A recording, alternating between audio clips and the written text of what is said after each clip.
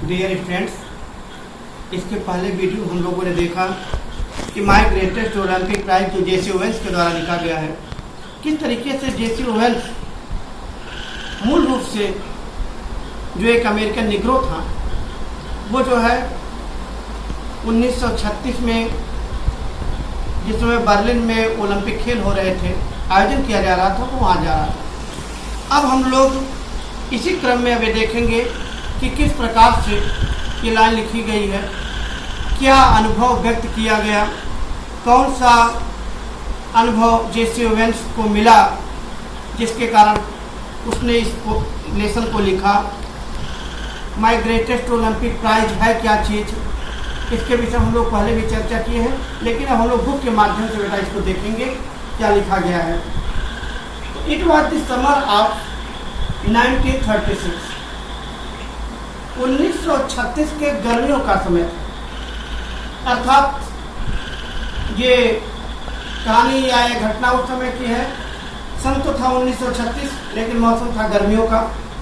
The Olympic games were being held in Berlin, Olympic खेल का आयोजन बर्लिन में हो रहा था।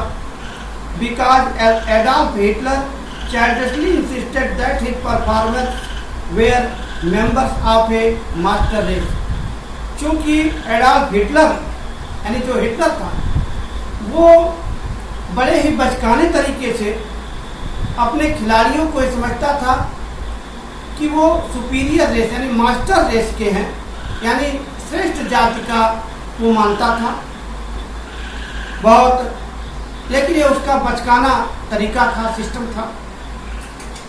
Nationalist feelings were running high, और राष्ट्रीयता की भावना बहुत तीव्र, बहुत ही हाई लेवल पर उमड़ रही थी। अर्थात एक बार पुनः इसे देख लिया जाए।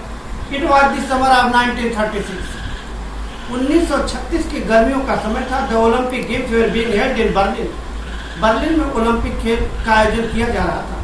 Because Adolf Hitler childishly insisted that his performers were members of a master race, Adolf Hitler बड़े ही बचकाने तरीके से ये सोचता था, ये दबाव देता था कि मानो जैसे उसके खिलाड़ी ही मास्टर रेस के हैं। Nationalist feelings were running high, और राष्ट्रीयता की भावना बहुत ही हाई थी, बहुत ही जोरों पर थी। I was not too worried about all this, मैं इन सब चीज़ों से बहुत ज़्यादा परेशान नहीं था। I had trained, मैंने ट्रेनिंग लिया था, मैंने अपने आप को ट्रेन किया था, प्रशिक्षित किया था, स्वीटेड पसीना बहाया था, and discipline my self for 6 years, और अपने आप को 6 साल से अनुशासित रूप से पसीना बहाते हुए ट्रेनिंग लिया था, इसी गेम को ध्यान में रख करके। इसलिए मेरे लिए परेशानी की कोई बात नहीं थी, चिंता की कोई बात नहीं थी। With the games in mind, यानी इसी खेल को ध्यान में रख करके मैंने प्रशिक्षण लिया था। While I was going over on the boat, जब मैं नाव से जा रहा था, ऑल आई कुड थिंक, तो सब कुछ जो मैं सोच सकता था, about watch taking home 1 or 2 of those gold medals, तो ये मैं महसूस कर सकता था, सोच सकता था कि वापसी में वापस आते समय मेरे पास 1 या 2 स्वर्ण पदक मेरे हाथ में होंगे, अर्थात मैं 1 या 2 स्वर्ण पदक प्राप्त कर लूँगा। I had my I specially on the long jump, मेरी आंखें मुख्य रूप से लंबी कूद पर थी। A year before I had set the world record of 26 feet 8.5 inches, एक ही साल तो पहले मैंने विश्व रिकॉर्ड बनाया था 26 फीट 8.5 इंच का। Everyone expected me to win the Olympic event easily, सभी लोग मुझसे ही आशा करते थे कि मैं ओलंपिक खेल या ओलंपिक गेम आसानी से जीत लूँगा, यानी ओलंपिक खेल में आसानी से पदक प्राप्त कर लूँगा। I was in for a surprise, मैं आश्चर्य में पड़ गया, मैं आश्चर्यचकित हो गया। When the time came for the long jump trial, जब लंबी कूद के ट्रायल का समय आया तो मैं आश्चर्यचकित हो गया। I was startled to see a long, tall boy. I was startled to see a tall boy. मैं एक लंबे लड़के को देखकर अचानक चौंक गया. Hitting the pit at almost 26 feet on his practice leap.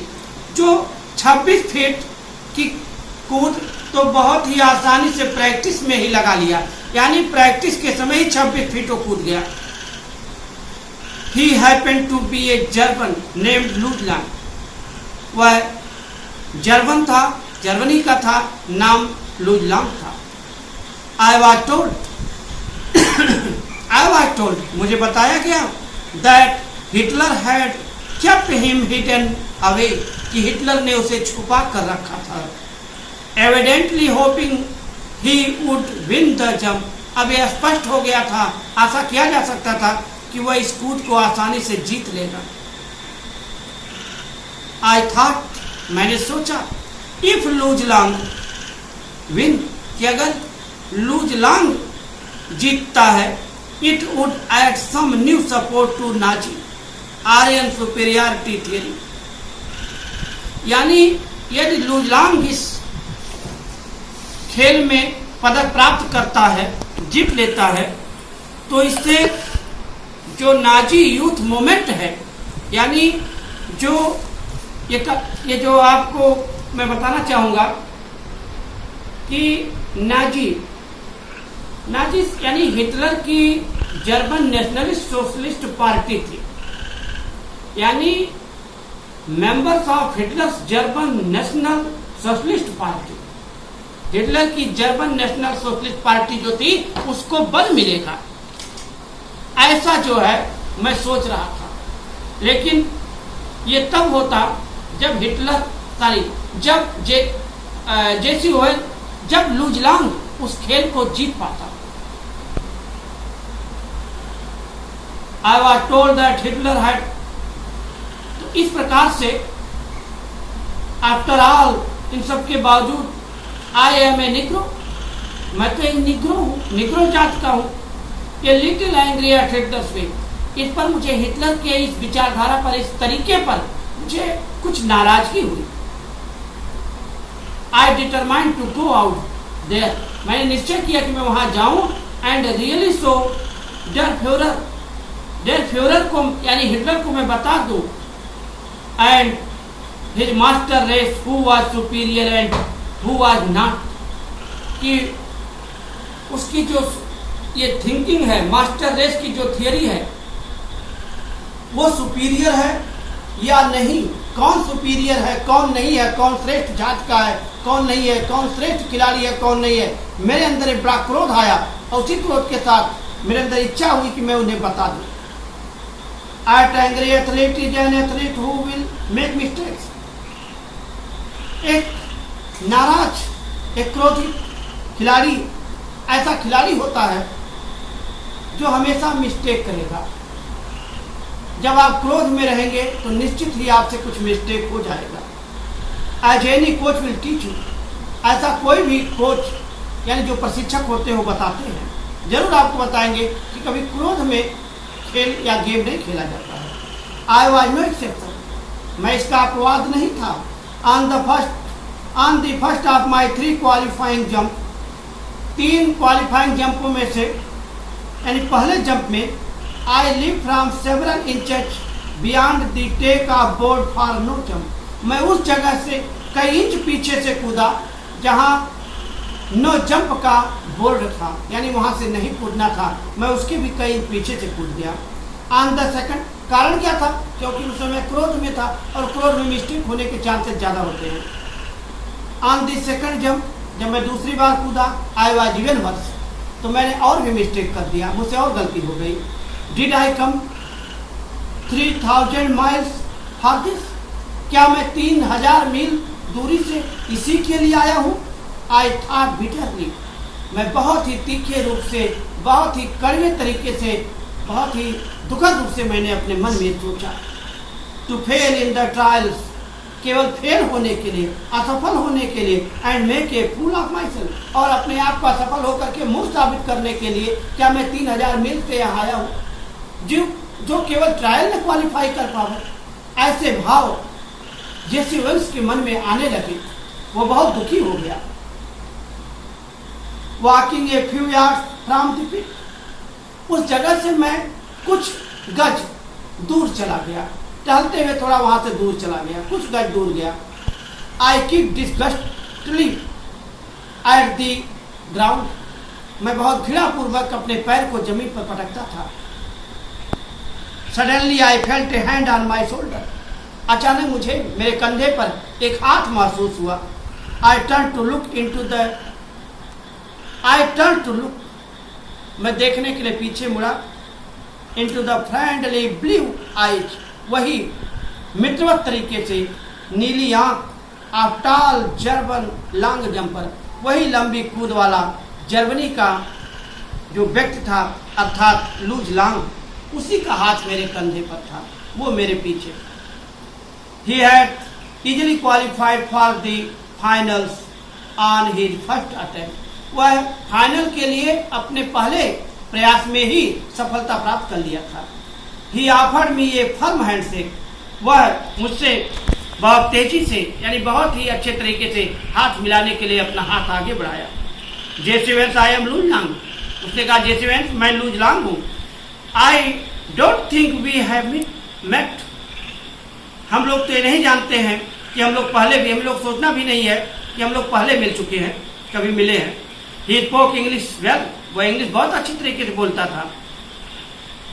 दो with a German twist to it, लेकिन उसकी आवाज में कुछ जर्मनी की भाषा मिली हुई थी। Glad to meet you I said, मैंने कहा ठीक है, मुझे आपसे मिलकर बहुत खुशी हुई। Then trying to hide my nervousness, तब मैं अपनी निराशा, अपनी घबराहट को, अपनी नर्वसनेस को छुपाते हुए आगे कहा, यानी आई एडेड, मैंने कहा हाउ आर यू, आप कहते हैं। आई एम फाइन, मैं ठीक हूँ। The question is how are you, प्रश्न ये है तुम कैसे हो। What do you mean, I asked, मैंने पूछा क्या बात है, क्या मतलब है। और इस तरीके से दोनों के बीच बातचीत शुरू होता है। अभी इस पोजीशन तक अभी भी जेसी वेल्स के सामने एक विकल्प अभी बचा था, एक चांस था, और उस चांस को गोल्डन चांस से बदलने के लिए मित्रवत तरीके से जेसी वेल्स को उस फाइनल तक पहुंचाने के लिए लूज लॉन्ग उसके पास पहुंच चुका है। जबकि ऑलरेडी लूज लॉन्ग उसी लॉन्ग जंप के लिए भी वो भी चाहता है कि उसे स्वर्ण पदक प्राप्त हो जाए, लेकिन वह खेल की आदर्श भावना को अपने दिमाग में रखकर, वह बहुत ही आदर्श भावना को अपने दिमाग में रख करके आगे बताने वाला है कि किस तरीके से उसे कूदना चाहिए, क्या करना चाहिए, पूरे तरीके को बता रहा है। और दोनों के बीच किस तरीके की फ्रेंडली बातचीत होती है। स्टूडेंट्स, हम लोग इसको अगले, यानी जो भी कुछ इसके बाद घटना घटती है, हम लोग इसे अगले वीडियो में देखेंगे। और जहाँ तक बता दिया गया इसे आप दो एक बार और रिवाइज कर लीजिएगा, देख लीजिएगा, फिर आपको हम क्रमबद्ध तरीके से आगे बताते हुए बढ़ेंगे। और आपको जो भी वीडियो में जो कुछ बताया जा रहा है, इसे आप कई बार रिवाइज करके देखिए और थोड़ा पढ़ने का प्रयास करिए, तो आपके लिए बहुत आसान हो जाएगा, क्वेश्चन भी आसान हो जाएंगे। और इस वीडियो में बस इतना ही। Thank you.